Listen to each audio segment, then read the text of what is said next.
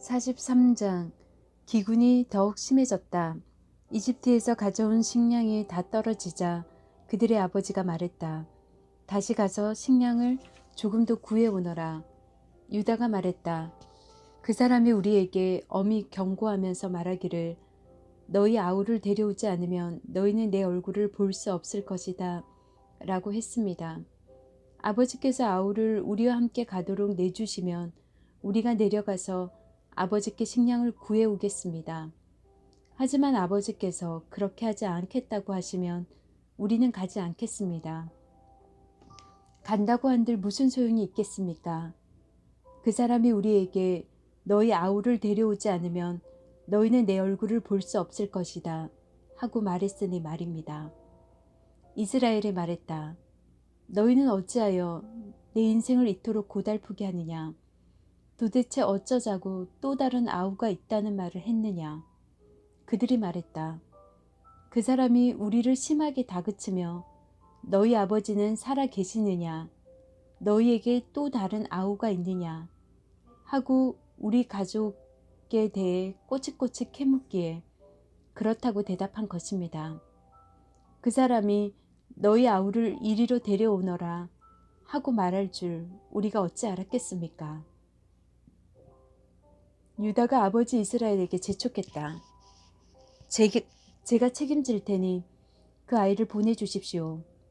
우리가 곧 떠나야겠습니다. 우리가 가지 않으면 우리 가족 모두가 굶어 죽게 됩니다.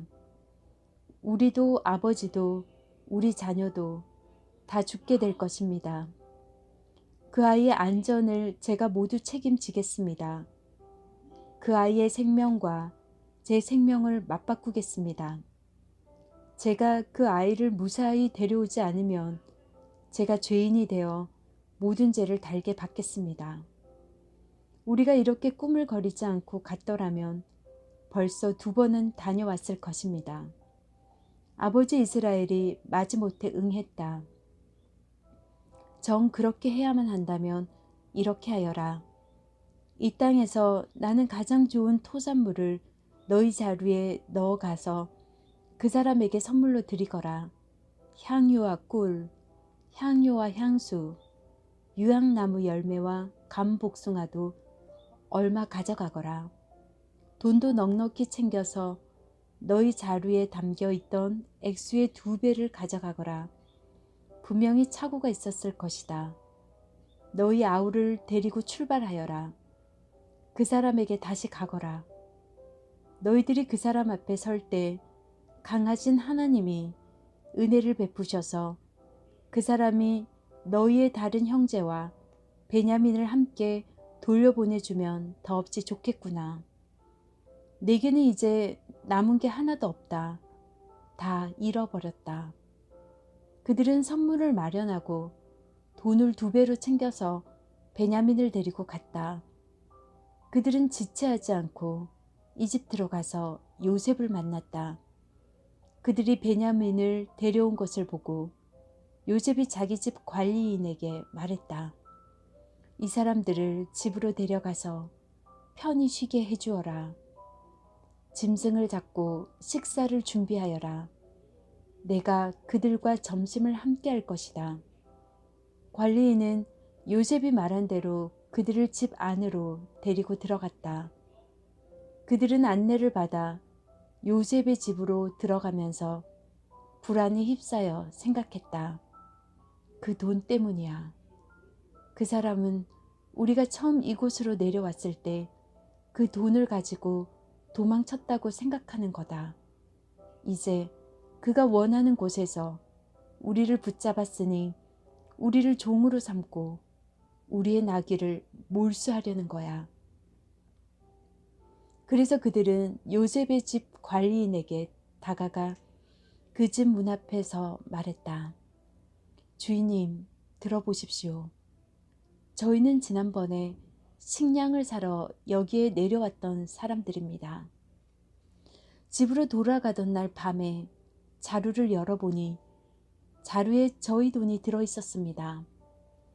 저희가 지불한 액수 그대로였습니다. 저희가 그 돈을 고스란히 가져왔고 추가로 식량을 살 돈도 많이 가져왔습니다. 누가 저희 자루 속에 돈을 넣어 두었는지 저희는 모르겠습니다. 관리인이 말했다. 모든 것이 잘 되었으니 걱정하지 마십시오. 여러분의 하나님, 여러분 아버지의 하나님께서 여러분에게 덤으로 주신 것이 분명합니다. 나는 이미 여러분의 돈을 다 받았습니다. 그러고는 시므온을 데려와 그들에게 넘겨주었다. 관리인은 그들을 요셉의 집으로 데리고 들어가서 발 씻을 물도 주고 그들의 나귀에게 먹이를 주며 그들을 편히 쉬게 해주었다.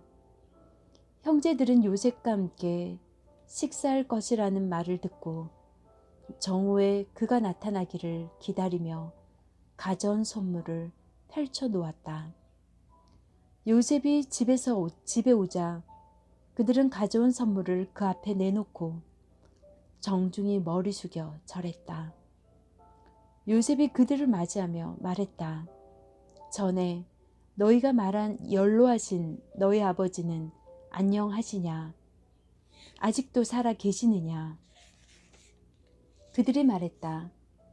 예, 주인님의 종인 저희 아버지는 지금도 살아 계시고 아주 잘 지냅니다. 그러고는 다시 정중히 머리 숙여 절했다. 그때 요셉이 자기 어머니의 아들, 곧 자기 친동생 베냐민을 알아보고 그들에게 물었다. 전에 너희가 내게 말한 막내 아우가 이 아이냐? 그러고는 내 아들아, 하나님께서 내게 은혜를 베푸시기를 빈다 하고 말했다. 요셉은 자기 아우를 보고 감정이 북받쳐 울음이 터져 나오려고 하자 급히 다른 방으로 들어가서 한참을 울었다. 그러고 나서 얼굴을 씻고 마음을 진정시킨 다음 상을 차리라고 말했다. 요셉은 따로 상을 받았고 형제들은 형제들끼리, 이집트 사람들은 이집트 사람들끼리 식사하도록 상을 차리게 했다. 이집트 사람들은 히브리 사람들과 한 식탁에서 먹지 않았다. 히브리 사람들과 식사하는 것을 역겹게 여겼기 때문이다. 형제들이 안내를 받아 앉고 보니 요셉을 마주보고 맞이에서부터 막내에 이르기까지 나이 순으로 앉게 되었다. 형제들은 이제 무슨 일이 벌어질까 의아해하며 놀란 눈으로 서로 쳐다보았다. 요셉은 각 사람이 먹을 음식을 자기 식탁에서 형제들의 접시로 나르게 했다. 베냐민의 접시에 담긴 음식은 다른 형들의 접시에 담긴 음식보다 훨씬 많았다. 형제들은 요셉과 함께 마음껏 먹고 마셨다. 44장. 요셉이 자기 집 관리인에게 지시했다. 저 사람들의 자루에 그들이 가져갈 수 있을 만큼 넉넉하게 식량을 채우고 각 사람이 가져온 돈을 자루 맨 위에 도로 넣어라. 그리고 막내의 자루 맨 위에는 식량값으로 가져온 돈과 함께 내 은잔을 넣어두어라. 그는 요셉이 지시한 대로 했다. 동이 트자 그들은 배웅을 받으며 나귀들을 이끌고 길을 나섰다. 그들이 아직 그 도시에서 얼마 벗어나지 못했을 때 요셉이 자기 집 관리인에게 말했다. 그들을 뒤쫓아라. 그들을 따라잡거라.